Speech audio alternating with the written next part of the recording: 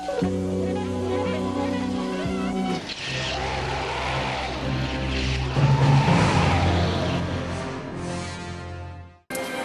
viewers, welcome back. Last time, we took a look at the classic King Kong encounter at Universal Studios Hollywood, and although the ride was tragically destroyed in the fire, another rose from the ashes, reborn if you will. So let's take a look at another achievement by the legendary film director Peter Jackson. This is King Kong 360 3D.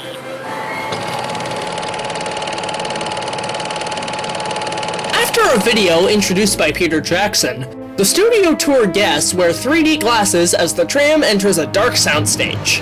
As it suddenly comes to life, dressed as a recreation of Skull Island. Suddenly, a pack of venatosaurs see the tram and start to give chase. Suddenly, they scatter when a group of Vistatosaurus rexes turn up.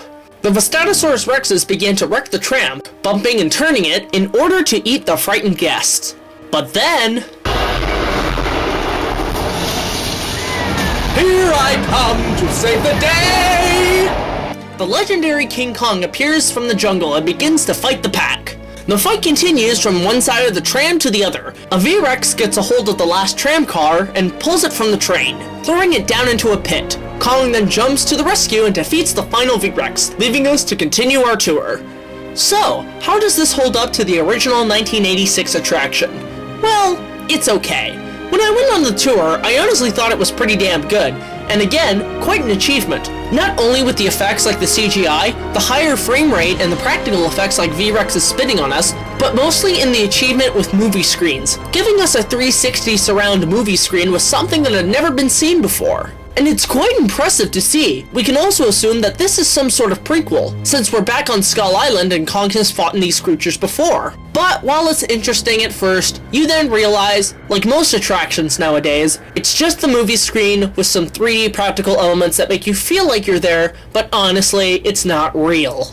That's why I still love the King Kong encounter and other attractions that are long gone. These were real things happening that you can see and feel in front of you. Also, a lot of time and effort were put into these rides, with a lot of talent and craftsmanship.